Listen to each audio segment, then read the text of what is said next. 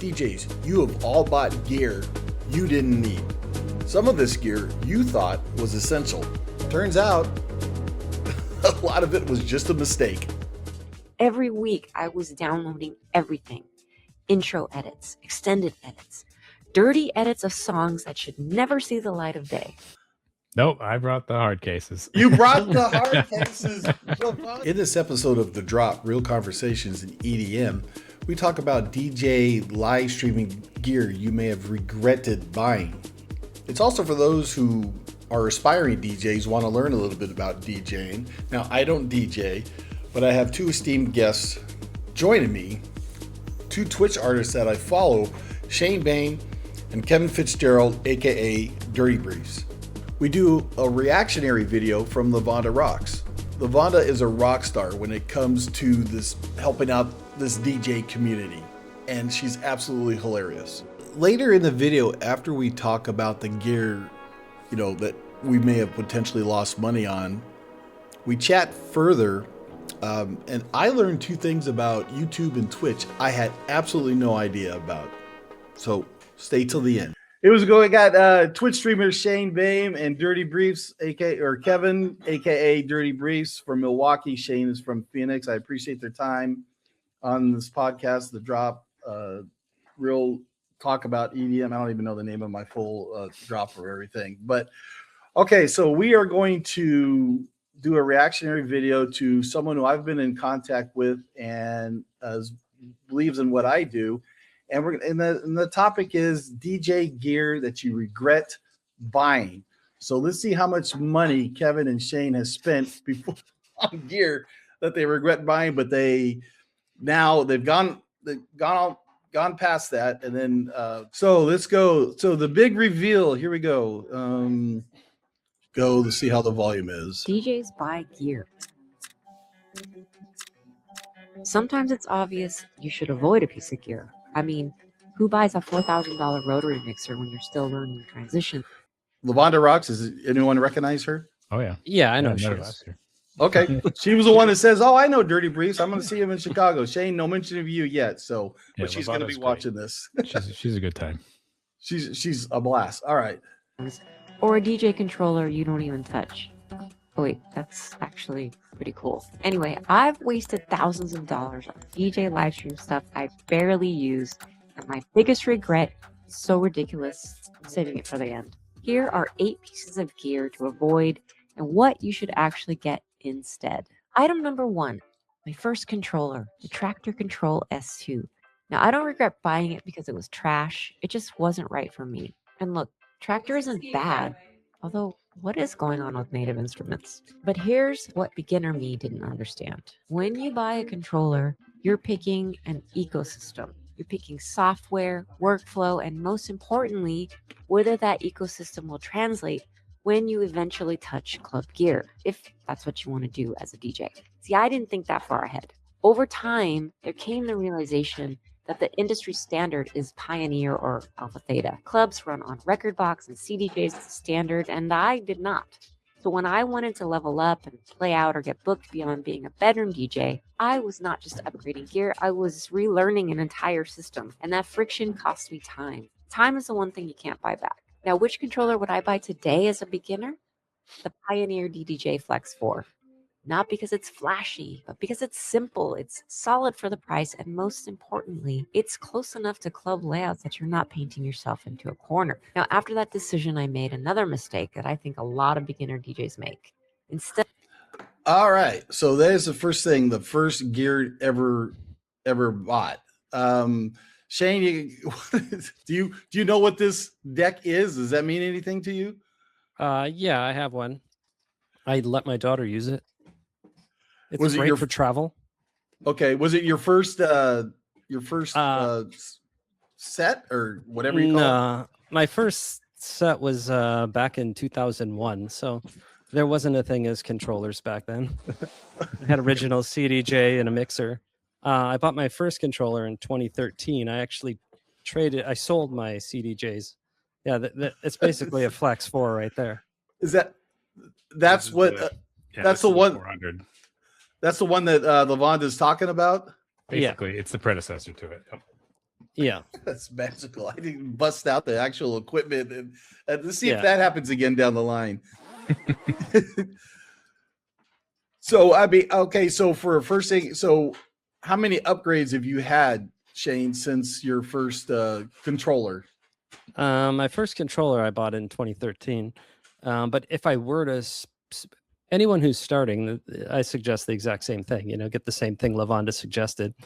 But I went from my CDJs that I sold on eBay. Their original CDJs, they couldn't even play MP3s. You had to burn audio CDs in audio CD format. So I was ready to get rid of them. But yeah, I switched to the controller in 2013. It was a DDJ SX, and I recently replaced it just because I accidentally dripped a little drink in one of the sliders and it stopped working. But I'd probably still be using it today if I didn't do that. But I'm not a big gear guy. As long as it works for me, I'm okay with it. Kevin, you surmise on that you're not a big thing. I mean, how many controllers, I guess, have you had, and what did you start with? Would be the question. I started with that beautiful DJJ 400 right there, which is basically the Flex 4, just with Pioneer branding on it. And yeah, from there I upgraded to the XDJ XZ because I wanted to be able to do standalone, but also have 4 decks as an option, because the 400/FLX4 only does 2 channels. So I wanted more channels. So that's kind of how I wanted to move up. And then from there, I moved to the full standalone CDJs, 3000s and V10, which is so much fun. Yeah, full transparency. Again, I have no idea what you guys are talking about. Again, I don't. So, I mean, that's why, here and I've got my little notes, my little assistant gave me. So, but that's the whole concept, is maybe I'll learn something from this. But what is interesting to me, and LaVonda talks about it, is about DJ gigs. And so I don't even know what the verbiage is, but I mean, I want to ask, have you guys DJ'd for parties and weddings and gigs that, you're opening up or providing direct support? Is that a thing for you guys? How important that is, Shane? I used to play at a club back in, again, forever ago, probably it was maybe 2004. And I played our own shows. We kind of threw our own parties. This was all in North Dakota. So, okay. I mean, we had a max of maybe 50 people if we were lucky, because no one even knew what it was. They would just see the flyer and get interested and be like, it's free, I'll show up,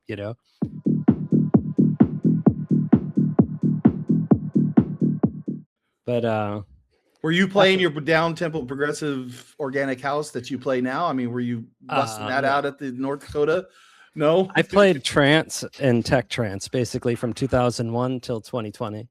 I didn't start playing the slower stuff until COVID hit, and I was kind of home all the time. And I started listening to Twitch and stuff, and in the mornings, it was kind of awkward listening to trance and tech house so much in the mornings.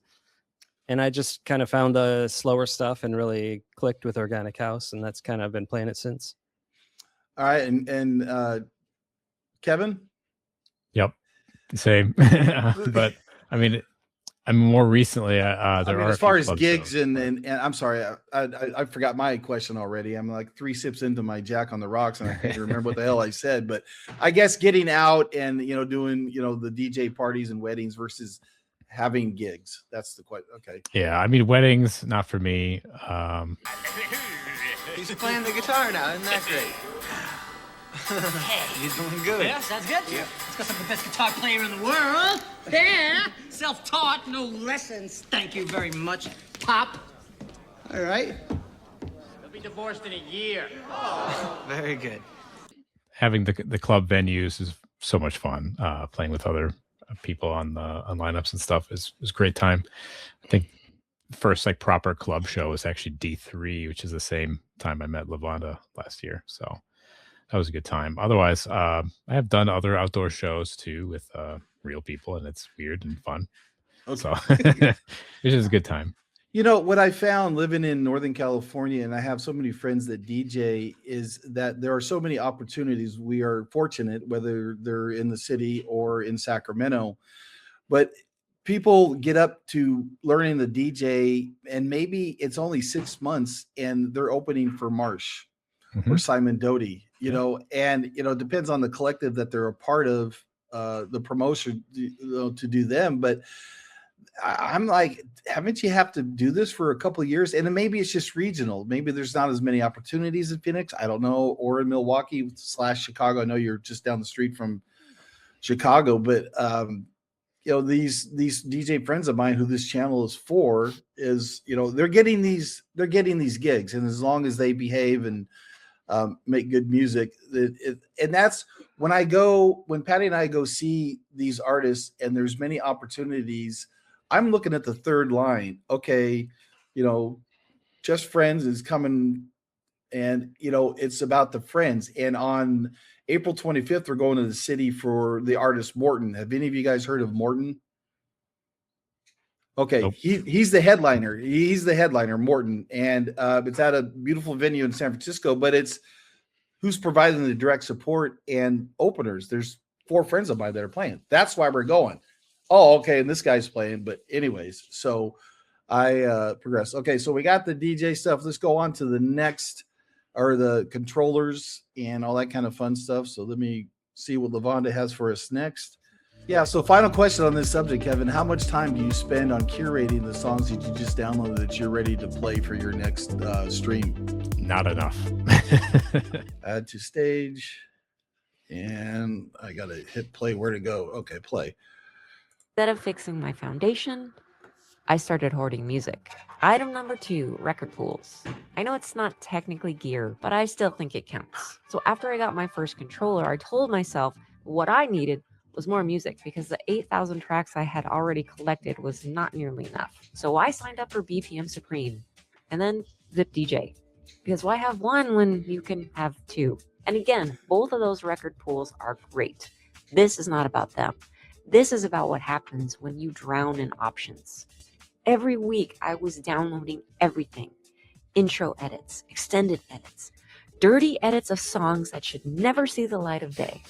My library exploded, and I didn't know my own music anymore. When you have too much music, you can't build your crates easily, can't tag properly, you can't remember what version of My Neck, My Back that was. You're not curating, you're hoarding. I told myself I was investing in my catalog, but what I was actually doing was avoiding the harder work, deciding who I am as a DJ. And if I were starting today, I'd go to Bandcamp so I could ensure that the artists were receiving a fair share of the revenue, and I would download it very intentionally, and I'd spend the time building tight crates and tagging properly. Because standing out isn't about having more music, it's about knowing your music. There, that just saved you a bunch of time and money. Now my okay. So that's what it's called, the music. What was it? The record pool or whatever. That's where you strip the music and put it in your catalog, right, Kevin? That's what she's talking about there? Yeah, I mean, you pay a monthly subscription and you have access to all the new releases, old catalog, and just be able to have all the MP3 files at your heart content. Do the artists that you're getting the music from, do they get a little something, or when you pay a fee, does it get spread out to every artist that's on that certain platform? Yeah, a very tiny amount of pennies. Yeah, Spotify I doubt they're pennies, making right? much. Yeah. DJ pools are more for promotional, getting your music out there and having DJs play it, versus like Beatport, where you're actually purchasing the track, and then some percentage of that is going to make its way back to the artist, the distributor, the publisher, all those. So where are you drawing your music from when you get your playlist together? Again, this is very, DJing 101 for me, so I'm trying to learn. But all of the catalog of tunes that you got, where are you getting those from? Is it something that LaVonda talked about, any of those platforms? Yep. Yeah, Zip DJ is great. They have a lot of great stuff on there. Beatport has a lot of good stuff. I do have some stuff from Bandcamp. Yeah, and that's pretty much it for me. Shane, where are you getting your music from? Mine's pretty solely from Beatport, just because they tend to have. We can't play pre-release stuff on Twitch anyway. Right. So Beatport pretty much has exclusives on a lot of tracks for like the first 2 weeks they're released, And every Friday I like to play what's new for the week. And Beatport's really the only one who allows me to do that because the tracks are pretty exclusive to them for a limited time. So if you're using Beatport, Shane, if I'm getting this correct, you could preview a song that they just put out maybe ahead of other Twitch or DJs that aren't using Beatport. Is that what I'm gathering?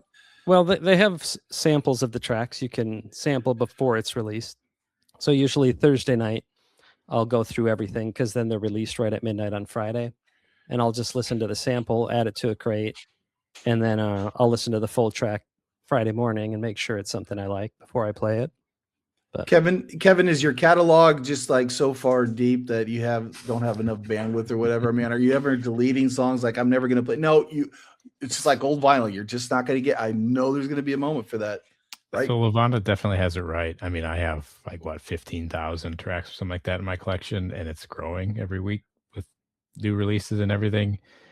Keeping up on tagging and making sure that like the tracks that are kind of like, cool, that was great to play once on stream just for the sake of playing it, you tag it appropriately, and it just doesn't make it to the club. You agree with that, Shade? I mean, you got a catalog. I'm just seeing just like zipping. It's kind of like when you have to fill in your birthday on, some website or whatever. Well, I'm 1965, so I just spin the wheel. I just go all the way down to 1965. You guys aren't doing that, close. But so, I mean, I guess, and this is totally off topic, but I mean, when you go into a set that you're going to play on Twitch, do you know what you're going to play? No, it's just to feel in the vibe of the community and what they want, right? Well, usually Fridays for me, because I play everything new. I don't know like the order I'm going to play them in, but I have them separated in a folder. Plus another thing, like back in the day, like now it's a subscription. I can have as much music as I want. I can grab 1,000 tracks in an hour. Okay. Back in the day, like you bought vinyl, or you could still, like, you really, really only played music that you really liked because you had to pay for it. $10 a vinyl, per track. I would maybe get 20 records a month, whereas now I easily get 20 tracks in an hour. It's way different now too. Like there's so much music, so easy to get, and you can get overwhelmed if you're not careful and like focus. I really want to play this. Like this track might be all right, but do I really want to save it even? Yep. It's quite a bit different, but it's nice, and it's got its pros and cons, Yeah. And now we're evaluating like 400, 600 tracks every week or two just to see what we're going to play next week. You're not taking all 600 down and dumping them in your collection and hoping for the best. Yeah. So final question on this subject, Kevin, how much time do you spend on curating the songs that you just downloaded that you're ready to play for your next stream? Not enough. I've already spent hours and hours going through what I've already have. So maybe like the last 2 years worth of Organic House releases are tagged, but I still have probably easily 5,000 more tracks to tag. I just haven't done it. And tagging means that's like the save or watch later on YouTube. Tagging means you're going to get to it eventually. Yeah, well, tagging is more of a record box, like the software concept. So you can tag tracks with different arbitrary tags. So I use genre tags. So I can say this track is very Organic House. It's very Afro House, maybe sometimes prog. So like that track could fit in a variety of situations. Or sometimes I'll take features like cellos in it, or other things like triples, which Shane loves so much. So yeah, you can basically have those things. And then when you're playing live, you can say, all right, this track sounds really cool, but I want to move it in this direction. Maybe I want a little bit more Afro House. Can I use my tags now to find a track that's got organic and Afro, and start narrowing down my options, and then letting touch preview and everything else help kind of drive where we go from there. How the audience is reacting. Yeah, I actually understand that. So what's the triple whatever, Shane? It's just a type of rhythm, basically, or percussion. Yeah, where it's not your normal 4x4, but it just throws off the mix, really. Yeah. Okay. All right. Let's see what LaVonda has for us next. Oh, okay. Well, when I watch your streams, I will try to notice it more. I don't know if I noticed it. I wasn't looking for it, but after watching LaVonda's, I mean, I got something that I can look for. So, Sure.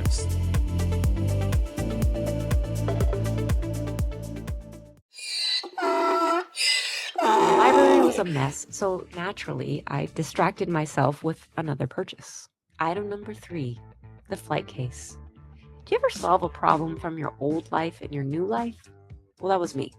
I came from being in a band, constant load in and out, gear getting smashed into door frames and trunks and garages and the whole thing. So when I started DJing, my brain went, okay, we got to protect everything, get the real case. So I bought a proper flight case, heavy, metal edges, and built like it was designed to survive a small war. To be fair, I did use it, like once, because here's what I didn't account for.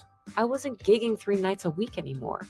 I was mostly live streaming and playing a few gigs here and there. So the case was pure overkill. It was heavy, it slowed down setup, and it ate up space. What I should have bought from day one, a padded, soft case. Snug fit, good padding, a shoulder strap, light and fast, and perfect for the occasional travel day. The flight case wasn't wrong. It was just built for a version of my life that didn't exist. I was still thinking like a touring musician while building a live stream setup. And speaking of overbuilding, while I was doing too much for protection, I also started doing too much. all right. So the big case, I'm guessing, Kevin, when you flew down to Phoenix, you didn't take your deck and put it in a big giant hard case to bring down to Shane. You just used the controllers and the gear that he had, right? Nope, I brought the hard cases. You brought the hard cases. LaVonda is going to be so pleased to hear that. You brought it on. But I do have, for my other stuff, I have the soft cases. So you wait a minute. Okay, again, newbie here. So you didn't trust what Shane was going to provide, or you just feel you got to be on your own control? Well, I mean, for the amount of people that were going to be there, and just for the fun of it, like, why not bring all the fun toys down and have a good time? You didn't dare. You brought it on board with you. You didn't put it. Oh no, I checked it. You checked it. I had 4 checked bags, boxes technically. One box was like the maximum TSA limit or airline limit, so I had 2 CDJs in soft cases in the hard case, and then I had 2 individual CD cases in CDJs in hard cases, and then 1 hard case for the V10 mixer. Okay, so all 4 went underneath. So that's kind of a teaser for my next time. I hope to get together with Shane and Kevin about how they pulled off this incredible 2-day live stream. Well, kind of filtered into 4 days live stream from Shane's backyard in Phoenix. It was an awesome production. So I thought you just brought your little fire stick or whatever and you're good or whatever.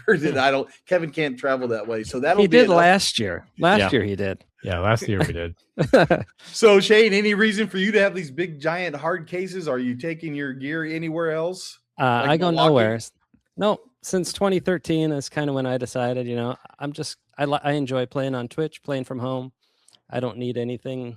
So I'm fine with my controller and I'm all right. But yeah, I mean, you also got to realize what Kevin packed was $15,000 worth of stuff. So, I mean, yeah. Yep. My controller's like 1,400, So that is full on. The hard cases are very necessary, Yep. Especially if you want insurance, you have to have stuff in a hard case or they won't even bother insuring your claim.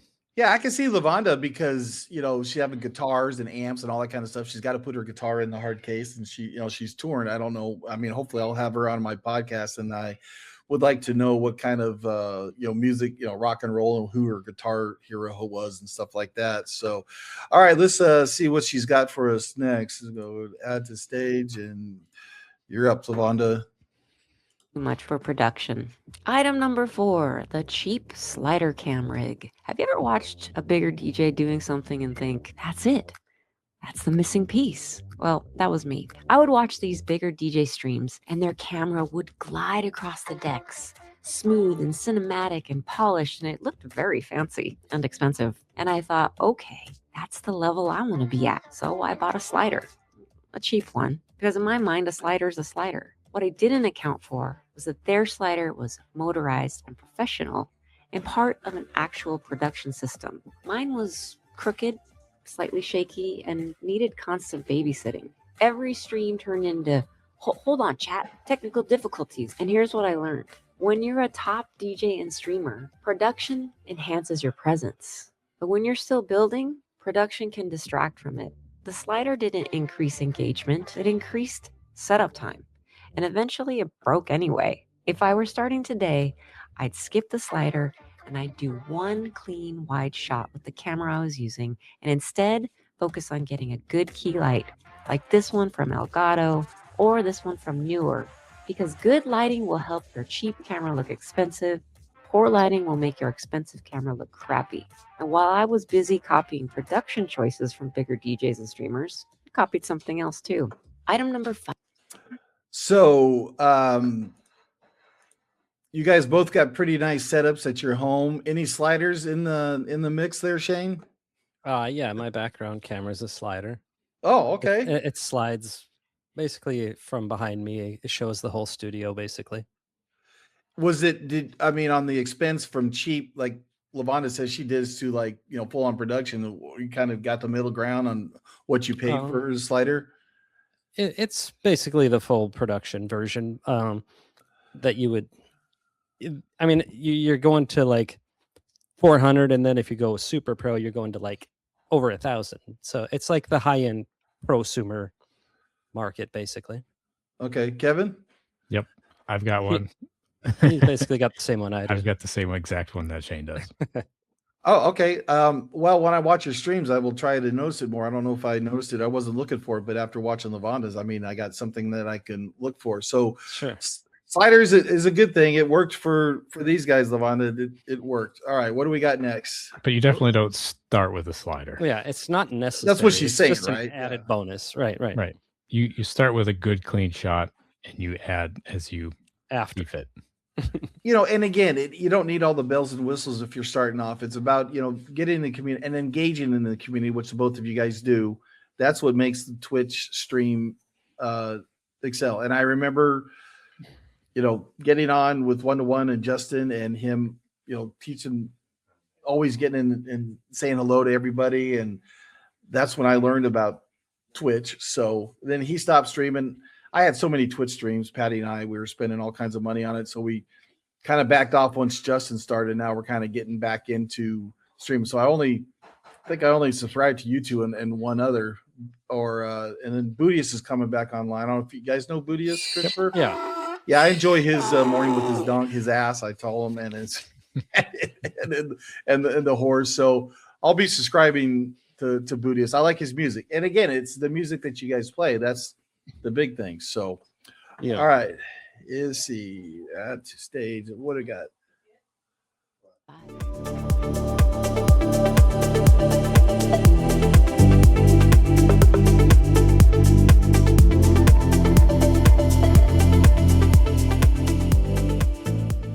The Shure wired earbuds.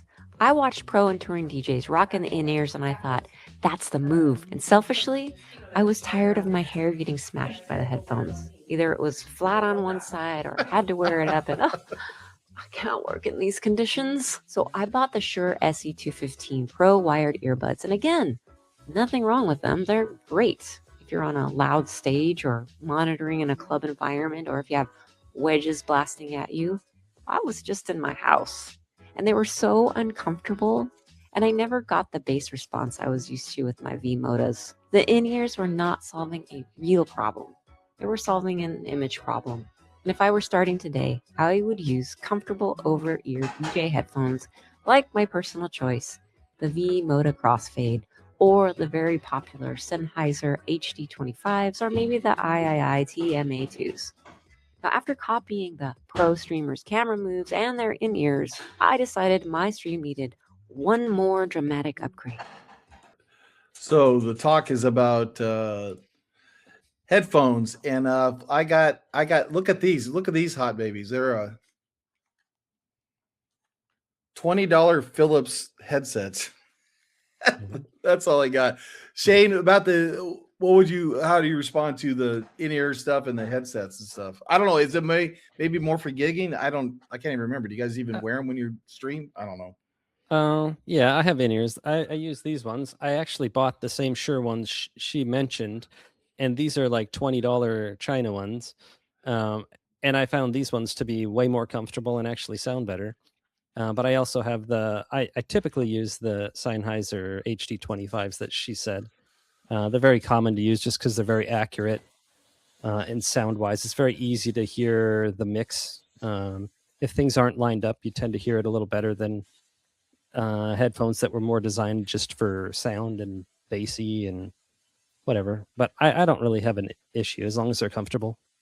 Yeah. Kevin, are there a difference between Twitch sound music coming in versus gaming headsets? That's how naive I am. Oh yeah. I mean, you have the studio quality, which has a flat response range. So you get a more even level of mixing versus like the comfortable, I want to listen to music, which has a more higher pronounced bass end. So you get more of that effect, which could be distracting when you're trying to mix. Gaming headsets are usually actually pretty terrible for music too. They're more designed to hear the environment of like guns shooting and talking on a mic with your friend. They're not really designed for music. So yeah, I would rather have a $15 Sony headphones than a gaming headset for music for sure. Yep. Okay. Yeah. Good information. Thank you for that. All right. Let's see. Bring back LaVonda. What do we got next?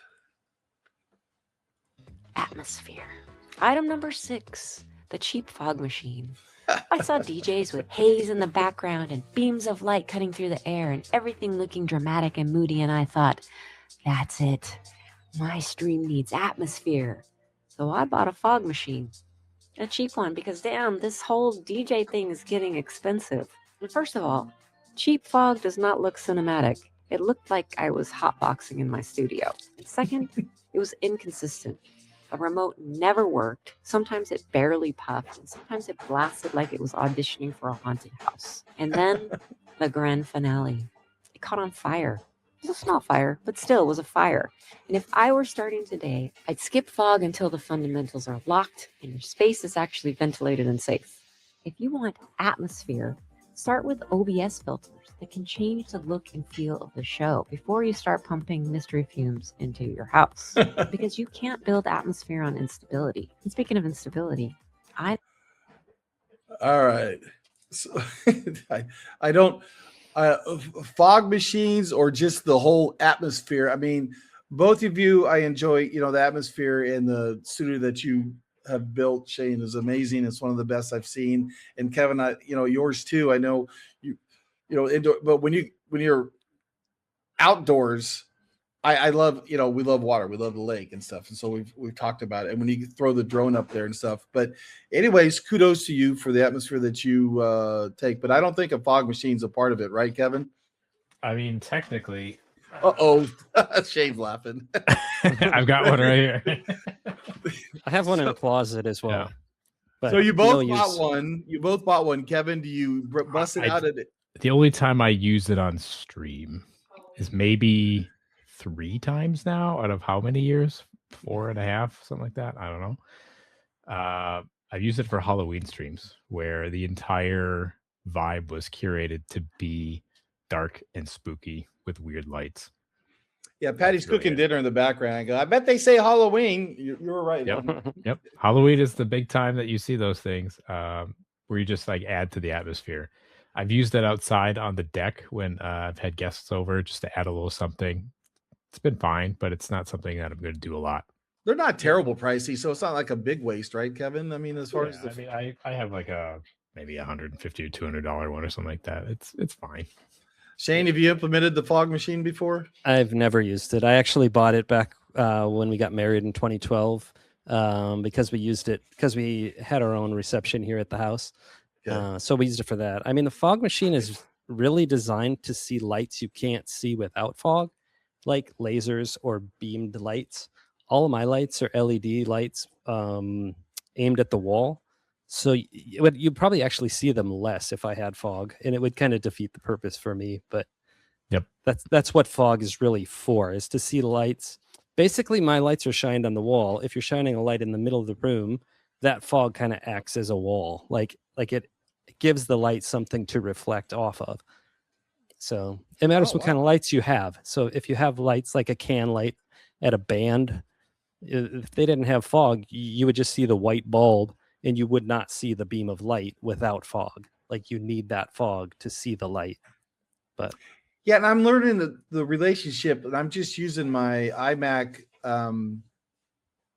camera on my desktop, and if I use my cell phone, there's a little bit of a delay, but also the lights that I have in the background, I've got the the RBG splash lights. I can't turn my ABGT 500 light on because it'll just overtake the StreamYard. Even StreamYard is better. And then I've got a custom made Anjuna sign that my buddy made that lights up. I don't know if they're LED. I don't know. Mm-hmm. And then they are LED. Patty says they're LED. And then as far as instead of the white square light, I just have one of those tube lights. You know what I'm talking about? That's my white light that's facing to me. It's a game that you got to play, and it's very fine and being able to get the look that you want to. And this is, we're just in our kitchen. I did this in this DIY studio. I'm actually, pretty proud of it, but it looks good. I appreciate that. All right. So let's see, what's LaVonda? I think we kind of tease it there. Wireless mics. Item number 7, the wireless mic.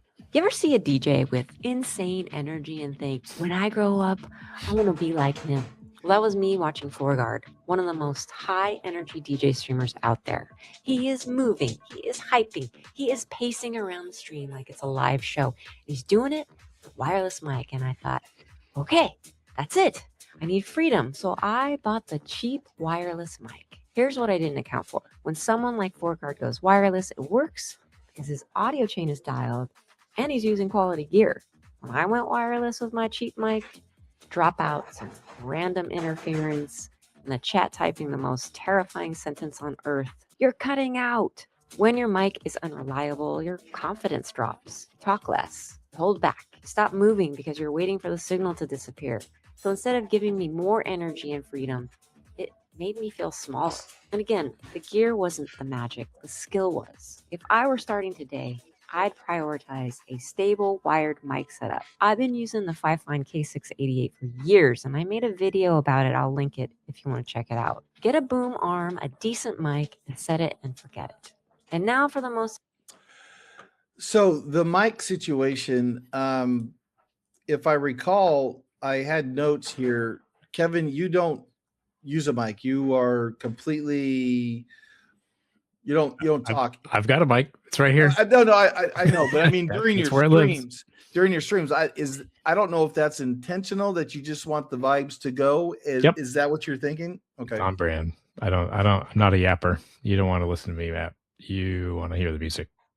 Consequently, Shane, you will chime in occasionally, but your voice is soft and it goes with the flow of your music of what you're playing. And I'll be honest, I often when you do speak in, I can't hear it. That's because maybe I'm 60 years old or you just don't want to be overpowering. But I like the minimalist that you provide, Shane, and the little bit that you talk. So it's, got Kevin doesn't talk, just let the vibes go. Shane, you're about 3/4 of that way. Consequently, LaVonda, hey, I love you. I went to your stream once. It drove me nuts. And sorry, because you're early morning and you are full of energy and woo-hoo and wait a minute. Let me see. Wait, I can get it. I can get it right here. Or this is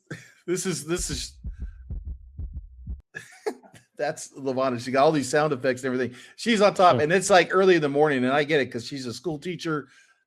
Thank you for being a school teacher. I know she's retiring, but she is the polar opposite of you, Kevin. But so you don't need, this is not even a discussion. You don't need the mics and right. I mean, Shane, you're minimal. Yeah. Everyone's stream is different. I mean, it's up to the stream and your viewers are going to be, there's viewers that don't like a mic. There's viewers that love a mic. There's, it's totally different community. I just like to thank people on the mic and, for subs or raids or Yeah. whatever, right? Yeah, and I like to, if it's like an announcement that I'm making, but I'm really against conversation over the mic. Like I think that should be chatting, and chat. There's really no need for me to talk to one person when there's 100 people in the chat. I want to talk to all 100 if I'm going to talk on the mic. If I'm going to talk to the one person, I'm going to do it in chat usually. That's kind of how I view my channel. Yep. But everyone's channel's different, you know? Yeah, Exactly. no, I appreciate that. That's what I've learned. And Kevin, like I said, but as long as you're greeting everybody, which you guys do, I know sometimes, but that's the community that you build. And I saw a video that I'm going to do a video on. You can't boil a lake, but you can boil a pot of water, and you want your community to be that pot of water. It's your community is full of a bunch of moms that support you and love you for anything that you do. And if you don't have to be verbal in it, just a little hello or hey, thanks for seeing. We'll see you next time. Thanks for jumping in. That's all it takes. That's the community, right, Kevin? Yep. Yeah. I mean, there's plenty of different creator styles. So if there's some folks who want to have a chatting stream with background music, great. Good on them. Yep, that's what I totally agree. Okay, we're gonna go to the final one. This I don't know what this is, but let's see here. Add to stage, and what's your final take? Most expensive gear lesson I ever learned. Item number 8, the Opus Quad.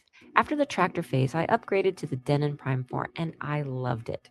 Standalone, powerful, modern, the workflow made sense to my brain, and I was genuinely happy with this upgrade. But then the industry standard voice got loud again, and suddenly I felt like a poser.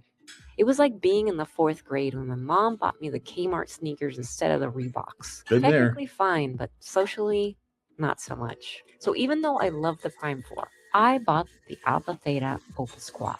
And let me be clear, the Opussy is great. She's beautiful, premium build, clean layout. She is an amazing controller. But I didn't buy her because I needed her. I bought her because the industry standard noise got in my head, and I just got caught up in the newness and excitement of a gear release.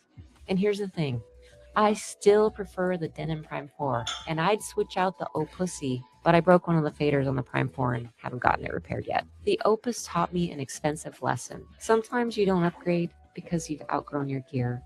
Sometimes you upgrade because you want the next big shiny thing. So don't let outside expectations pick your upgrade path. If you're starting out or upgrading, don't ask, what's the coolest, newest piece of gear? Ask, what is the best ROI for my gigs, streams, and my skills? All right. Thank you, the Vonda. Thoughts on that, Shane? I mean, I don't know again what this gear is. I guess it's just a better, more sleek deck, right? Yeah, same thing. Actually, like the only two things that I would regret buying were the headphones, which I sent back, and the Prime 4 that she so much loves. I actually bought one of those because I wanted a standalone. It's Denon. I had when I replaced my controller when it broke. I had it less than 24 hours, and I had to return it immediately. So I couldn't go away from Pioneer gear. It just felt like a toy, really, too. Like all the buttons just felt awful, and it just wasn't what I was used to. But And it didn't work for your workflow either. it wasn't for me, right? Yeah, the software, it was being I used Beatport with a certain workflow with Rekordbox. The Denon just was unacceptable in the way that they were using it. It just would have taken me hours when things in Rekordbox took me like 5 minutes. But Yeah, Kevin, your thoughts on this deck, and then kind of an overall arching things that you regretted buying as we go through this, because yeah, I mean, that particular deck, the Opus Quad, has some things going for it. It was cool when it was released. I already had the XDJ XZ, which is basically what that Opus Quad is, just older. So for me, it wasn't going to be a big upgrade at all. It also looks goofy. It's got like those like funny colored lights on it. It was Pioneer. Well, it was one of those missed releases from Pioneer / Alpha Theta, where it was just they put the Alpha or the Pioneer branding on it, but it genuinely should have been an Alpha Theta product. It shouldn't have been a Pioneer branded product for how different they decided to go with it. Thanks for that. And Shane, let me ask you this as we round this out. At what point does upgrading your gear actually make sense? I mean, how long were you into Twitch until you realize, oh, I've got to upgrade? Because, again, I don't go back to the early stage, so I don't know what your studio looked like or anything, but when did you start upgrading and say, okay, this is where I'm going? I don't really upgrade unless I feel I have to. Like, I wouldn't have got a new controller, but mine broke, right? Well, I was kind of holding out for the AZ anyway, and I probably would have upgraded that mainly because I would have wanted a standalone. So I'm really more about function rather than what's new. If something's working for me, I'm fine with it. If it ain't broke, don't fix it. Yeah, I mean, there are new features that things, and if I do, even if something's working for me, but I'm like, oh, that feature is something I would really use. I mean, that's still, a reason for me to upgrade. But I'm really about functional. I don't really let things just because they're flashy and better.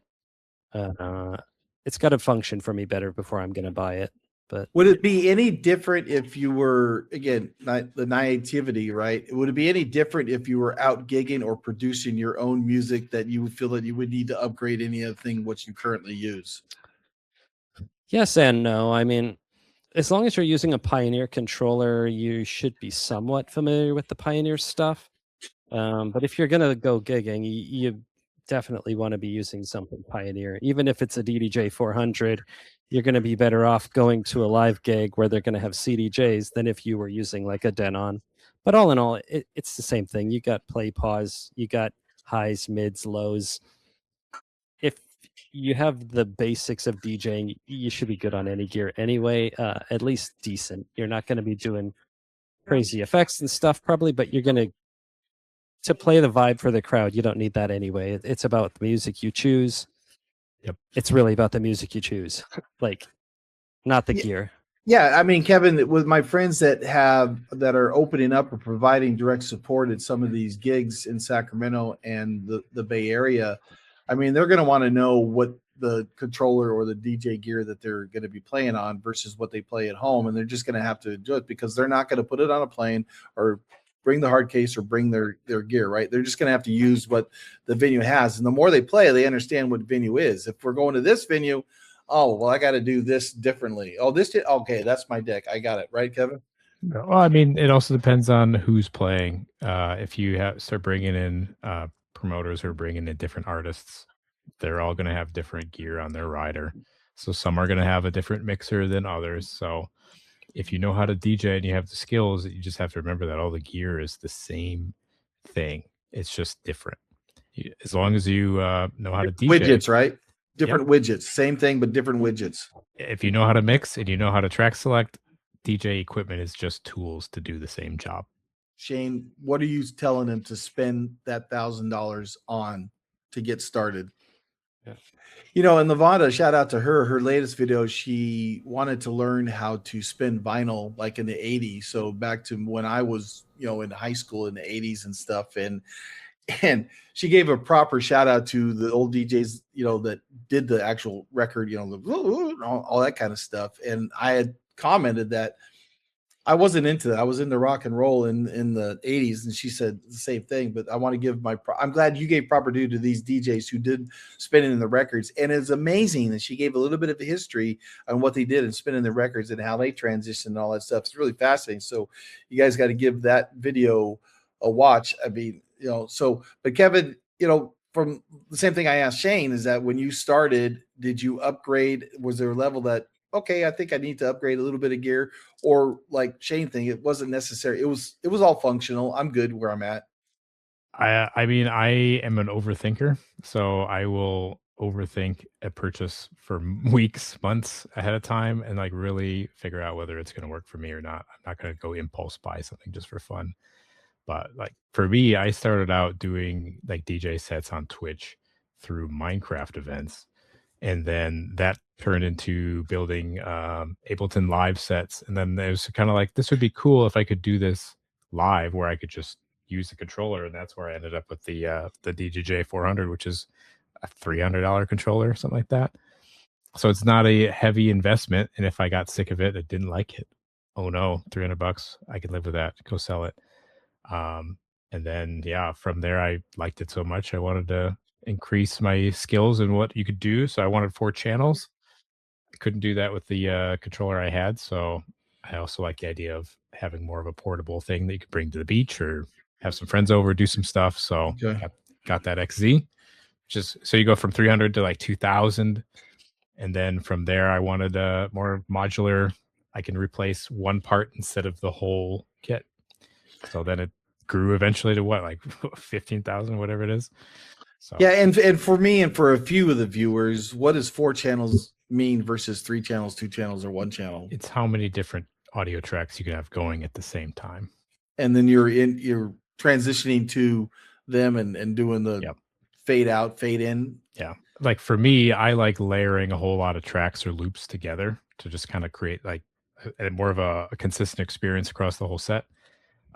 Most people are perfectly fine with just playing one song after another and just having a brief mix out period and you're done. So you don't only need 2 channels and you're fine.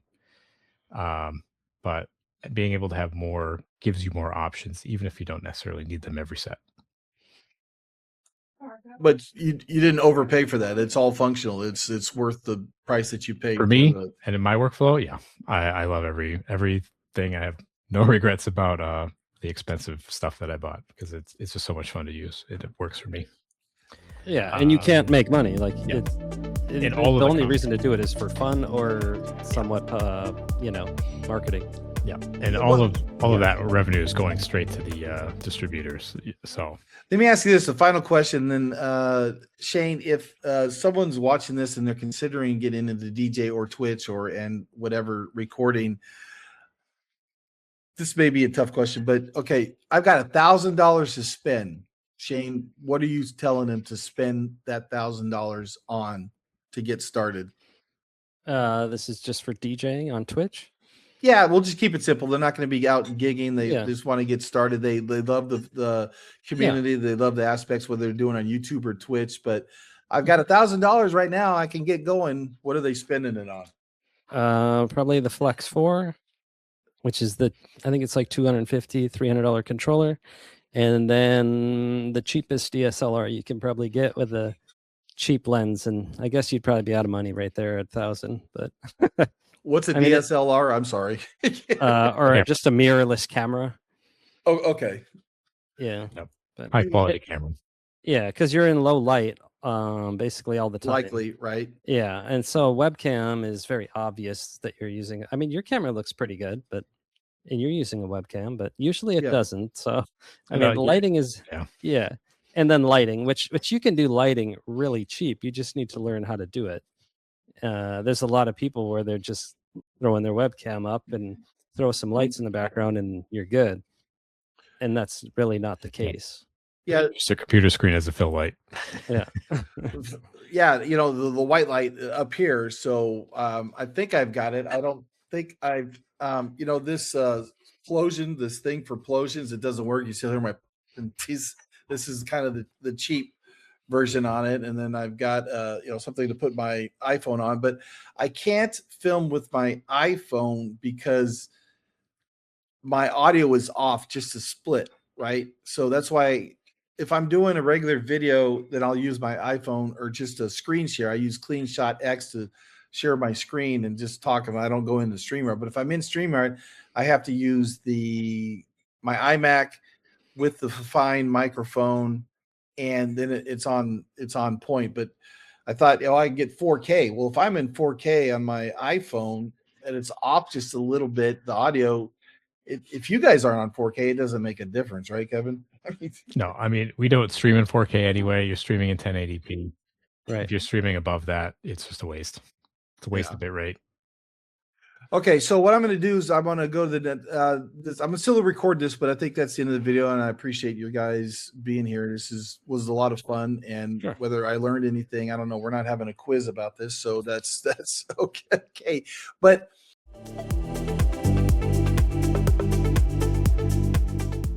I've had in plans for months to do just NorCal sessions. It's basically, that's just my generic default topic. I don't have a concept, but it's hosting DJs in Northern California to come and play, and it's a lot like what you guys did at the pool. I mean, it's exactly what you did at the pool.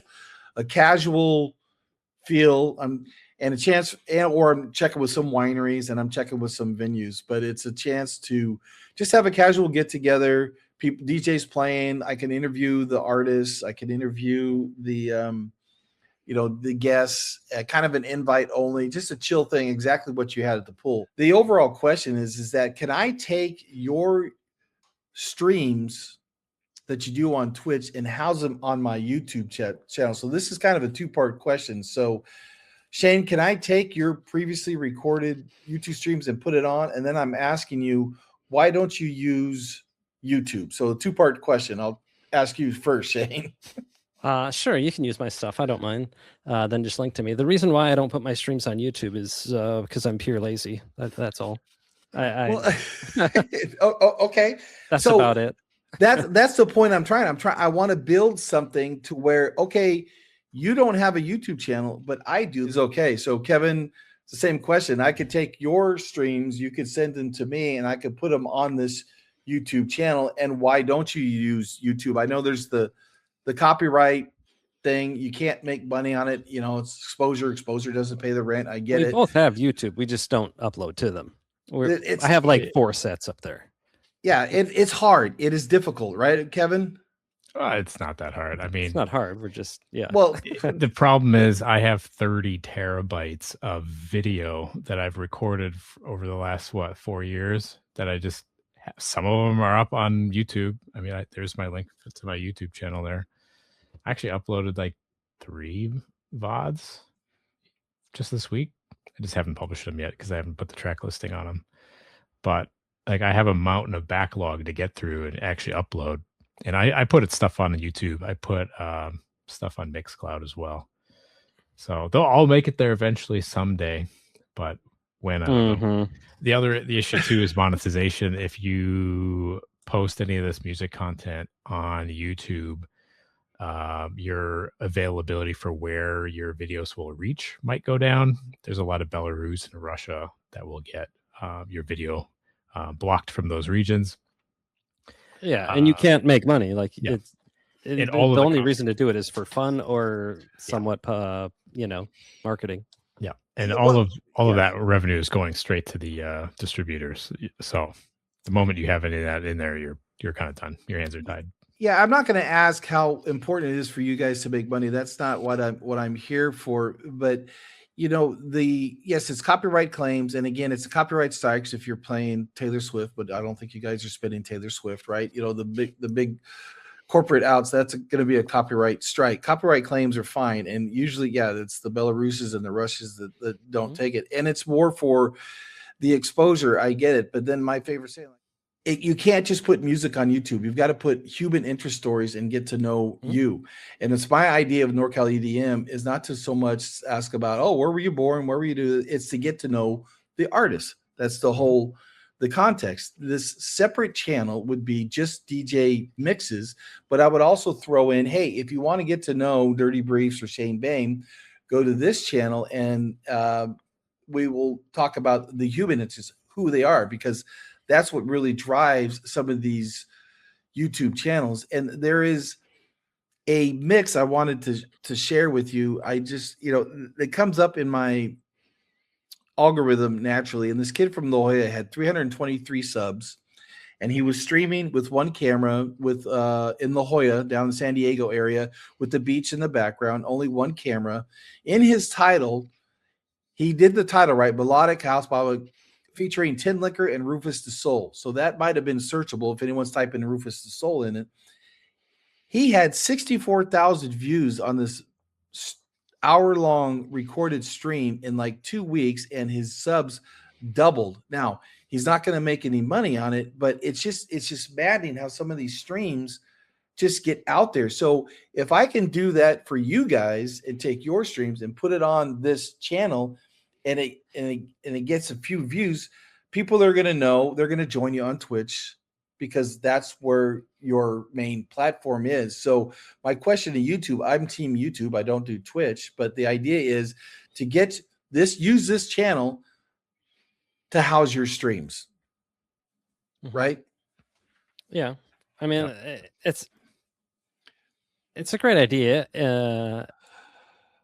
I don't go like I should be doing it for myself anyway, but I also don't care if someone else does. Like, it doesn't matter too much for me. Like, I should be stop being lazy and doing it myself. Basically, I'm highly capable. That's just kind of my view on it, you know. But but you can't do. It's just like I am trying to get people off of the vertical scroll. You know, the Instagrams and the TikToks. I don't do TikTok. On Instagram, I post occasionally, but mostly I'm sharing people in Northern California reshare it. And that's all I do. I don't have time for all that.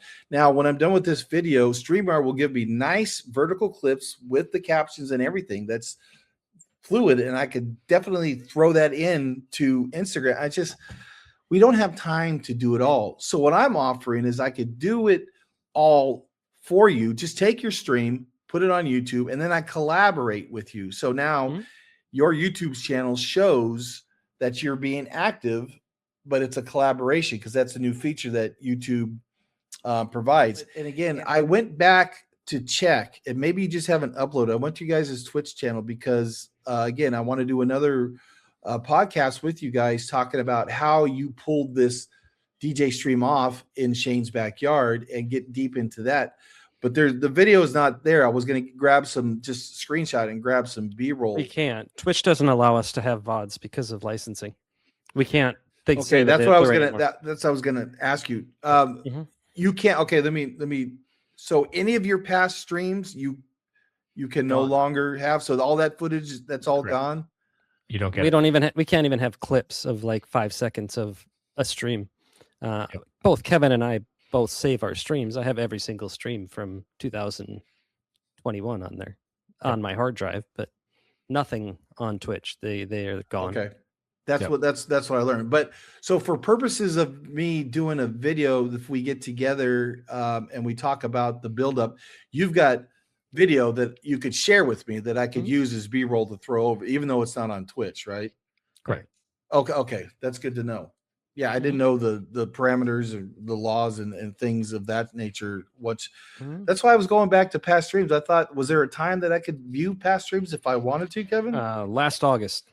8/8/2023.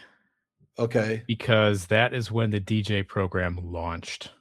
Was it 2023? I thought it was 2024. Yes, because 2024 was the 1-year anniversary. Holy crap. It's been ages.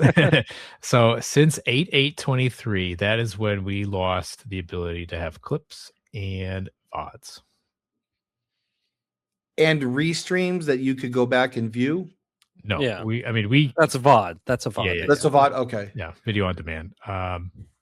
So all of those that you would see from any other game creator or artist on Twitch, they're all going to have those still. We don't get them. That's just the one casualty of being genuine content on the Twitch platform now, because there's no other live streaming video platform that supports DJs like Twitch does, because they struck the licensing deals with all the publishers and distributors. So to be able to not get copyright strikes or copyright claims that you would do on YouTube, that's the trade-off, right? It's classified as a live performance, not a recorded, because that's a whole different set of licensing. And a close friend of mine, NG Music, that's streams a little bit. He works at Twitch. He can only divulge so much, but is Twitch, Shane, the platform that's best out there for what you do? Is there any alternatives or there's no alternatives. Yeah, there really isn't. Mixcloud has an alternative, but it really doesn't have an audience. Yeah, it's really hard to build a community. TikTok used to have something, but that got pulled last year, I believe. Yep. If you have copyrighted content on YouTube, if you try to stream DJ content to YouTube, you'll be kicked off within 15 minutes. Yeah, you can have recorded video on YouTube, and the labels will get the monetization, but you cannot live stream to YouTube. They'll just ban you. Yep. If you have any licensed music, music. Oh, that's something I know. If you don't have the rights, you can't stream it. Right. You can have a recorded video, but you cannot stream it live. Yep. I guess the advertising revenue can be attributed back to the distributors. And LaVonda, she has all this content on it, how to stream and what different platforms, and there's Kick or there's something like that. And she flat out compares YouTube versus Twitch versus any other platform and what's the best. YouTube is the discovery, right? It's for discovery. There's a little bit more community content with the Twitch and the emotes and all that kind of stuff that you can't do on YouTube. So there's advantages, just like anything in life. There's advantages and disadvantages to it. But I like how LaVonda broke it down on her videos, and I've got it saved to watch later. She's been a tremendous help. But and there's changes, just like we talked about earlier, Shane, that happens to Twitch. Are you just like, oh my God, what are they doing now? And even in your own stream, one of your guys' own stream, there was these new gadgets and widgets. You were saying, I think it was you, I'm not sure. I don't know what all these new, hype trains and all this kind of stuff was. I mean, but overall, I mean, you're pleased with it, right, Shane? Yeah, I mean, I'm fine with it. They just take way too much money from subs, but that's beside the point. But there's no platform that gives you the opportunity that Twitch does for a DJ. Really, it's just not out there. Yep. I guess, Kevin, what would be your biggest gripe about Twitch today that could change tomorrow? The only thing that I wish they would do is let us have clips back that are muted. That's it. Well, we talked about the VOD or whatever, right? I don't care about the VODs. I'm not worried about that, but there's nothing stopping them from having clips available that just don't have audio. Well, we should have VODs too. They should just do the same agreement that YouTube has. It's just, it's a separate entity, but I don't get why they don't just do that. Like YouTube did it. Why don't you just copy that? But it's not worth their time or money. So that's DJs is like 1% of Twitch as well. If you look at like the numbers, we're nothing to them. Yeah. Versus what gaming, what it was originally. Gaming, IRL, everything. Crafting, crafting, chatting. Yeah. Also, DJs is just a smaller. We're just this big. Yeah. We're just a little minority. It's interesting too, because that you bring that up, because when we're on Twitch streams, whether we're subbed or not, we see a lot of the common folk, and it's that boiling pot of water. It's not that lake, that big lake that you can't commute. I mean, it's a lot of the same thing. Maybe it's the same music that we follow. I don't know. I mean, I follow, when we had a bunch, I followed the Twitch just because it was part of the community and it was all new to us. But now it's nice that I'm down to basically 3 subs, and Raquel plays a lot of the hits, a lot of Anjuna stuff. She's in Los Angeles. Let me rephrase that. Raquel Elevate plays a lot of Anjuna music, not just the hits. We enjoy Anjuna music, so check out Raquel Elevate's channel. And we're part of her community. We're mods on Wednesday nights, and we look forward to her. And we see her at events and stuff like that. But your guys' music is my wheelhouse. I don't mind listening to someone else and it's tech bass or dubstep or whatever. Even when I go to events, they may play it for an hour. I can deal with it within an hour. I'm learning.